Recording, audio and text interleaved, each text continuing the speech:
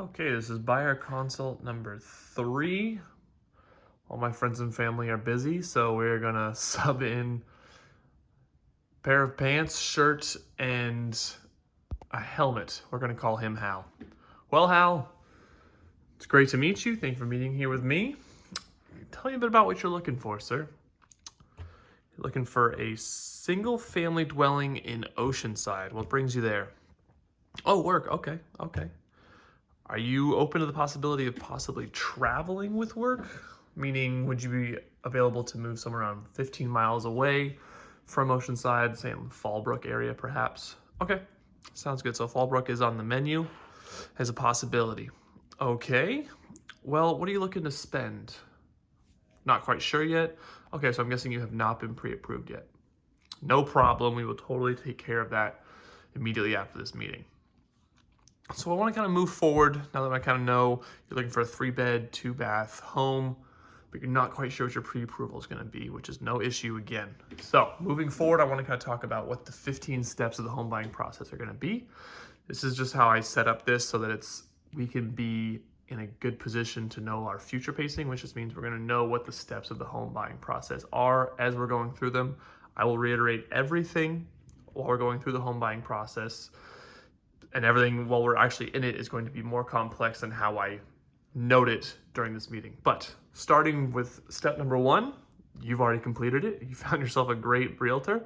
I'm going to take great care of you on this process. Step 2, you said you have not been pre-approved yet. That would be the next step so that we can realistically know what kind of homes we want to look for, so that we know that we're not looking either out of your budget or even below budget. You might be able to be pre-approved for higher than you think you are, which happens more often than you think. Next step is, once we need pre-approval, is I'm going to go out based off of your search parameters, and I'm going to find us a list of homes that match those. We're going to tour them. By no means do you have to choose from the first couple viewings. I want to wait until you find your perfect home. Once we find that home, I'm going to negotiate on your behalf, and I'm going to get us into contract, and that starts the escrow process. Escrow is an independent third party. All the money goes through them, all disclosures go through them as well, and they handle the whole home buying process. They're on either side. They're on the buyer side, they're not on the seller side. They work for both, and neither at the same time. And the next step we're going to do is we're going to get an inspection once we get into contract. The inspection is going to let us know everything that could potentially be wrong with the home. And this comes down to small cracks in the concrete. They're going to list everything. It can be a bit of a scary list, but I'll walk you through it once we get it, to put any kind of worries to rest there might be. There might be some serious stuff, and we'll take care of that when the time comes. But I want to start with that right off the bat. Next, you're going to put your earnest money deposit in. That needs to be deposited within the first 3 days of the escrow process. After your earnest money is put in and we have our inspection done, we're going to ask for our repairs, our request for repairs. That can come in the form of them putting credit off of the price of the home. It can actually be them doing the repairs themselves. California is an as-is state, but if there's health and safety concerns with the house, they'll almost always take care of them. Next step is the seller's disclosures. The seller is going to tell you everything that they willingly know is wrong with the house. Any damages, leaks, any deaths in the house, crime. Next, your lender, which we're going to get you pre-approved on this process, orders the appraisal, usually within the first week of the escrow. It costs about between $500 and $600. Is something you as the buyer do have to pay for, and to make sure the money they lend you is going to a property that is valued at the price they are lending on. A lender cannot give you more money than what the appraisal comes back as. For example, if we're putting $500,000 on a house, but the appraisal comes in at $480,000, there is $20,000 difference on the table. We can use that appraisal gap as negotiation to lower the price potentially, or we can ask for a review and we can offer up comps that can supplement and maybe make the next appraisal come in higher so that it all gets appraised. You can get funding for the entire purchase price that we're offering.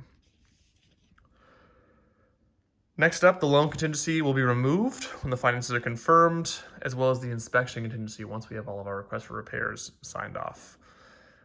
Next up, we're getting to the end of our escrow process. We're going to do our final walkthrough, our verification within 3 days of the end of escrow. This is just to ensure that the condition of the home is what we left it as when we looked at it.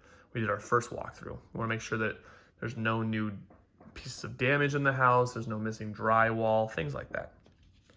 Step 14 is going to be signing of loan docs. The lender is going to send loan docs. This has to be a wet signature. We can't DocuSign these, unfortunately. So what that means is we're either going to go into our escrow or our lending office, or they're going to send a notary to you to make sure that everything gets signed in pen when it has to be. Next up, once funded, escrow notifies the title company. They will then have the deed sent to county to record. Once the recording is done, the house is yours. It's a pretty straightforward process. If we just narrow it down to these 15 steps, again, it's more complex as you go through it. What I did want to do is I'm going to give you our agency agreement relationship paperwork. This is for you to keep and look over. This goes over my responsibilities, everything that I will be bringing to the table. This is just the minimum. I'll go above and beyond all your expectations, I promise. Next, I'm going to give you the 15 steps here. This is a more condensed and abridged version of what I went over, but it lets you kind of know the steps along the way. And again, as we're going through this process, I'll let you know what's next on the docket so there's no confusion. Lastly, I'm going to give you the do's and don'ts going through the home buying process. There are horror stories as far as people buying cars as they're going through their escrow process and messing up their financials, and that their final loan documentation doesn't get approved. I don't want that to happen, and this will go over some of those things, as well as your lender will tell you things to look out for when changing it. But I have what I have to know. I'm going to be looking for a 3-bed, 2-bath house. I'm going to kind of hold off until I'm going to hold off from showing you what is available until we have our pre-approval, so that we know what kind of budget we're looking at. And from there, we can start looking at houses. Sound good? Well, Hal, it was great meeting you. Man, you have a horrible shaking hands technique. And I'll meet with you soon. It'll take about 2 days to get pre-approved. Today's Tuesday. What do you say we meet on Thursday? And we'll go look at between 3 and 5 houses. Sound fair? Sounds good. I'll see you then.